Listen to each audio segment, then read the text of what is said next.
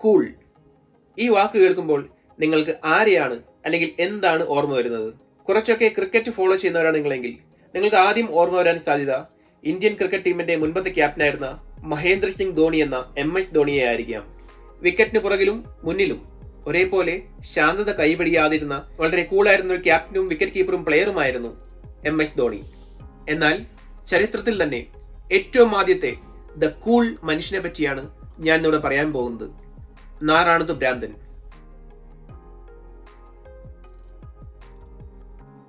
പുരാണത്തിൽ പറയിപ്പറ്റ പന്തിരുകുലത്തിലെ നാലാമനായ നാറാണത്ത് ഭ്രാന്തനെ കുറിച്ച് വളരെ രസകരമായ ഒരു സംഭവം വിവരിക്കുന്നുണ്ട്. അതിങ്ങനെയാണ്: മലമുകളിലേക്ക് വലിയ പാറക്കല്ലുകൾ കഷ്ടപ്പെട്ട് ഉരുട്ടിക്കയറ്റിക്കൊണ്ട് അത് അവിടെ നിന്ന് താഴേക്ക് തള്ളിയിട്ട് കൈകൊട്ടിച്ചിരിക്കുന്ന പതിവാണല്ലോ നമ്മുടെ നാറാണത്ത് ഭ്രാന്തൻ്റെത്. അങ്ങനെ ഒരു ദിവസം കഷ്ടപ്പെട്ട് തള്ളിക്കയറ്റിയ പാറക്കല്ലുകൾ താഴേക്ക് തള്ളിയിട്ട് കൈകൊട്ടി ചിരിച്ച് ക്ഷീണിതരായതിനു ശേഷം വൈകുന്നേരം നാറാണത്ത് ഭ്രാന്തൻ അല്പം വിശ്രമിക്കാൻ തുടങ്ങി. അപ്പോഴാണ് ആളുകളെയൊക്കെ സംസ്കരിക്കുന്ന ഒരു ചുടല അദ്ദേഹത്തിന്റെ ശ്രദ്ധയിൽപ്പെട്ടത്. ആ നാട്ടിൽ മരിച്ച ഒരാളെ അന്ന് അവിടെ സംസ്കരിച്ചിരുന്നു. അതുകൊണ്ട് തന്നെ അന്നത്തെ ആചാരപ്രകാരം പരേതന് പരലോകത്തിൽ കഴിക്കാനെന്ന വിശ്വാസത്തിൽ കുറച്ച് ഭക്ഷണം ആ സംസ്കരിച്ചതിന്റെ അടുത്ത് തന്നെ ഈ പരേതന്റെ ബന്ധുക്കൾ വെച്ചിട്ട് പോയിരുന്നു.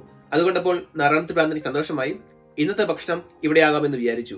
കാരണം നാറാണത്ത് ഭ്രാന്തന്റെ ചിട്ടകൾ പ്രകാരം ഏതു ദിക്കിൽ ഭക്ഷണം കിട്ടുന്നുവോ ആ ദിക്കിൽ ആഹാരം, ഏതു ദിക്കിൽ ആഹാരം കഴിക്കുന്നുവോ ആ ദിക്കിൽ ഉറക്കം. ഇങ്ങനെയായിരുന്നു നമ്മുടെ നാറാണത്ത് ഭ്രാന്തന്റെ ഒരു ദിനചര്യ. അന്നത്തെ കാലത്ത് പോലും മറ്റുള്ള മനുഷ്യർക്ക് പേടിയുള്ള, അടുത്തുകൂടെ പോലും പോകാൻ ഭയക്കുന്ന ആ ചുടലയിൽ നാറാണത്ത് ഭ്രാന്തൻ ഭക്ഷണം കഴിക്കാനിരുന്നു. അപ്പോഴാണ് ഭദ്രകാളിയും സംഘവും ആ വഴിക്ക് വന്നത്. ഭദ്രകാളി നോക്കിയപ്പോൾ അതാ ഒരു മനുഷ്യൻ ചുടലയിലിരുന്ന് കൂളായിരുന്നു ഭക്ഷണം കഴിക്കുന്നു.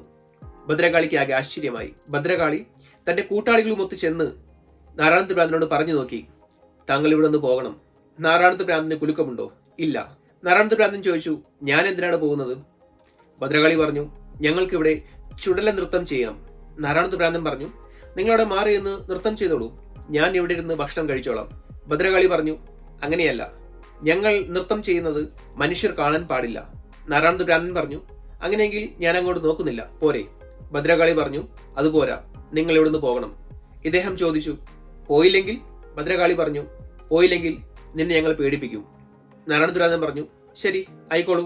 ഭദ്രകാളിയും സംഘവും ഒരു സാധാരണ മനുഷ്യനെ കണ്ടാൽ പേടിപ്പിക്കുന്ന രീതിയിലുള്ള ഭയങ്കരമായ ഭയാനകമായ ചുടല നൃത്തം ആരംഭിച്ചു. നാറാണത്ത് ഭ്രാന്തൻ തന്റെ ഭക്ഷണം കഴിച്ചുകൊണ്ട് ഒരു സൈഡിലിരുന്ന് എല്ലാം ആസ്വദിക്കുന്നുണ്ടായിരുന്നു. ഭയാനകമായ ചുടല നൃത്തം കണ്ടിട്ടും ഭയക്കാത്ത ഈ മനുഷ്യൻ ഒരു സാധാരണക്കാരനല്ല എന്ന് ഭദ്രകാളിക്ക് മനസ്സിലായി. അവർ നാറാണത്ത് ഭ്രാന്തനോട് മാപ്പ് അപേക്ഷിച്ചിട്ട് ഇങ്ങനെ പറഞ്ഞു, പ്രഭു, അങ്ങ് ഒരു സാധാരണ മനുഷ്യനാണെന്ന് ഞങ്ങൾക്ക് മനസ്സിലായി. അതുകൊണ്ട് ഞങ്ങൾ തന്നെ ഇവിടുന്ന് പോകുകയാണ്. പക്ഷേ പോകുന്നതിന് മുൻപ് നിങ്ങളുടെ വരം ചോദിക്കണം. നാറാണത്ത് ഭ്രാന്തൻ പറഞ്ഞു, വരമൊന്നും വേണ്ട, പൊക്കോ. ഭദ്രകാളി പറഞ്ഞു, അങ്ങനെയല്ല പ്രഭു, മനുഷ്യന്മാരെ കണ്ടാൽ ഒന്നുകിൽ ഞങ്ങൾ അനുഗ്രഹിക്കും, അല്ലെങ്കിൽ ഞങ്ങൾ ശപിക്കും. ഞങ്ങൾ അങ്ങനെയാണ് ചെയ്യേണ്ടത്. നാറാണത്ത് ഭ്രാന്തൻ പറഞ്ഞു, അങ്ങനെയാണെങ്കിൽ എന്നെ ശപിച്ചിട്ട് വേഗം പൊക്കോ. ഭദ്രകാളി ആകെ ധർമ്മസങ്കടത്തിലായി. ഭദ്രകാളി പറഞ്ഞു, ഇത്രയും മഹാനായ സാധാരണക്കാരനില്ലാത്ത അങ്ങയെ കണ്ടിട്ട് ഞങ്ങൾക്ക് ശപിക്കാൻ തോന്നുന്നില്ല.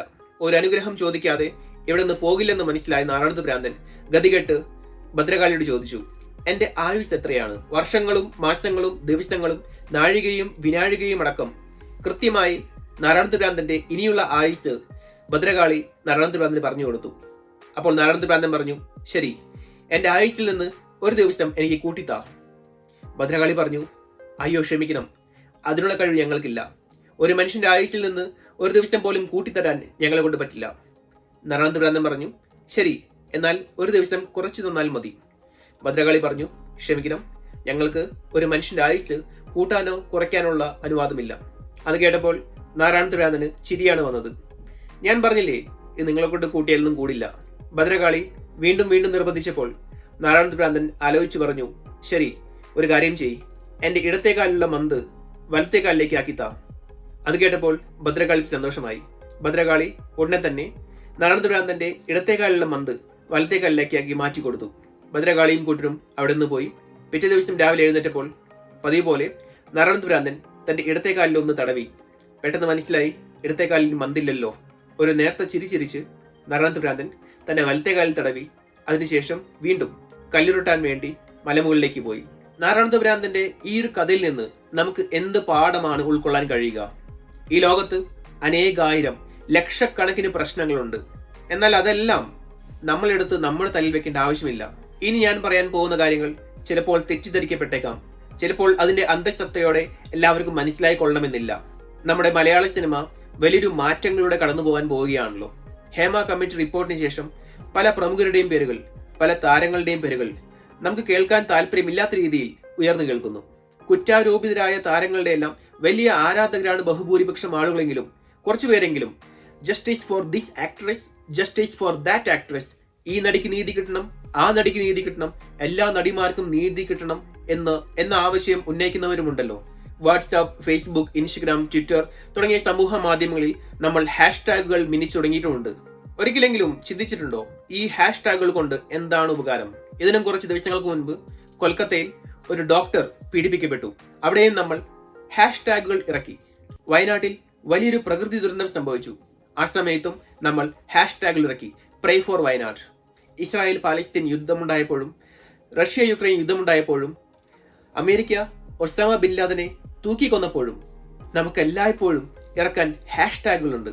One with, stand with, pray for. ഇതിലൊക്കെ നമ്മൾ ചിന്തിക്കേണ്ടത് നമ്മൾ ഇങ്ങനെ ചെയ്യുന്നത് കൊണ്ട് എന്തെങ്കിലും ഉപകാരം ആർക്കെങ്കിലും ഉണ്ടാവുന്നുണ്ടെന്നാണ്. Pray for Wayanad, stand with Wayanad എന്നൊക്കെ നമ്മൾ നമ്മുടെ വാട്സാപ്പ് സ്റ്റേറ്റസിൽ ഇട്ടതിന് ശേഷം അതുകൊണ്ട് എത്ര പേർക്ക് ഭക്ഷണം കഴിക്കാൻ പറ്റി? എത്ര രൂപ കാശായി ആവശ്യക്കാരന്റെ കൈകളിലെത്തി? വീട് നഷ്ടപ്പെട്ട എത്ര പേർക്ക് ആ ഒരു വാട്സാപ്പ് സ്റ്റേറ്റസ് കൊണ്ട് വീട് കിട്ടി? ഇതൊക്കെ വലിയൊരു വിരോധാഭാസമായിട്ടാണ് എനിക്ക് തോന്നുന്നത്. A big irony. എന്ന് വെച്ച് യുദ്ധം നടക്കുമ്പോഴും ആരെങ്കിലും പീഡിപ്പിക്കപ്പെടുമ്പോഴും എന്തെങ്കിലും പ്രകൃതി ദുരന്തം ഉണ്ടാകുമ്പോഴൊക്കെ നമ്മൾ മിണ്ടാതിരിക്കണമെന്നാണോ? അല്ല, നമ്മൾ ചെയ്യണം, നമ്മൾ പ്രവർത്തിക്കണം. പക്ഷേ നമ്മുടെ ഒരു വാട്സാപ്പ് സ്റ്റേറ്റസോ നമ്മുടെ ഒരു ഹാഷ്ടാഗോ ആർക്കും ഒരു ഉപകാരം ഉണ്ടാക്കുന്നില്ല എന്ന് നമ്മൾ മനസ്സിലാക്കണം. The world will be just the same with or without your hashtag. 2016-17 വർഷങ്ങളിൽ യൂണിയൻ ബഡ്ജറ്റുകൾക്ക് ശേഷം ഞാൻ വാട്സാപ്പിൽ സ്റ്റേറ്റസ് ഇടുമായിരുന്നു, dear finance minister, what stupid budget is this? എന്റെ പൊന്നു ധനകാര്യമന്ത്രി, ഇതെന്ത് വൃത്തികെട്ട ബഡ്ജറ്റാണ്. പക്ഷെ പിന്നീട് എനിക്ക് മനസ്സിലായി, എന്റെ ഒരു വാട്സാപ്പ് സ്റ്റേറ്റസ് കൊണ്ടോ ഒരു ഇൻസ്റ്റഗ്രാം സ്റ്റോറി കൊണ്ടോ ഒരു വ്യത്യാസം നടക്കാൻ പോകുന്നില്ല. അതുകൊണ്ട് എനിക്ക് എന്ത് ചെയ്യാൻ പറ്റും? ഇതായിരുന്നു എന്റെ ചിന്ത. 2018 ബംഗളൂരു ലോ കോളേജ് എന്ന BLC എന്ന കോളേജിൽ ഞാൻ ലോ ഗ്രാജുവേഷൻ അഡ്മിഷൻ എടുത്തു. As a law graduate pre budget, post budget ഡിസ്കഷനുകളിൽ ഞാൻ പങ്കെടുത്തു. എന്റെ കോൺട്രിബ്യൂഷനുകൾ നൽകി. ആ ഡിസ്കഷനുകളിലെ കോൺട്രിബ്യൂഷനുകൾക്ക് ചെറിയ മാറ്റമുണ്ടാക്കാൻ സാധിച്ചു എന്നത് ഞാൻ വലിയൊരു നേട്ടമായി കാണുന്നു. നമ്മളെ കൊണ്ട് എന്ത് ചെയ്യാൻ പറ്റും, what we can actually do എന്ന് നമ്മൾ ചിന്തിച്ചു കഴിഞ്ഞാൽ തീരാവുന്ന പ്രശ്നങ്ങളെ ഇന്ന് ഈ ലോകത്തിലുള്ളൂ. പക്ഷേ സോഷ്യൽ മീഡിയയുടെ അനോണിമിറ്റിയുടെ കംഫർട്ട് സോണിൽ ഇരുന്നു കൊണ്ട് നമുക്ക് എന്തും പറയാം, എന്തും എഴുതാം, ഒരു മാറ്റവും സംഭവിക്കില്ലെന്ന് മാത്രം. ശരിയാണ്, ഈ ലോകത്തിൽ ഒരുപാട് പ്രശ്നങ്ങളുണ്ട്. പക്ഷെ നമുക്ക് എന്ത് മാറ്റാൻ പറ്റും, നമുക്ക് എന്ത് ചേഞ്ച് ചെയ്യാൻ പറ്റും എന്ന് ആലോചിക്കുക. Change what you can, accept what you can't, and moreover be cool whatever happens. എന്തൊക്കെ സംഭവിച്ചാലും നിഷ്ക്രിയരായിരിക്കണമെന്നല്ല ഞാൻ പറഞ്ഞു വരുന്നത്.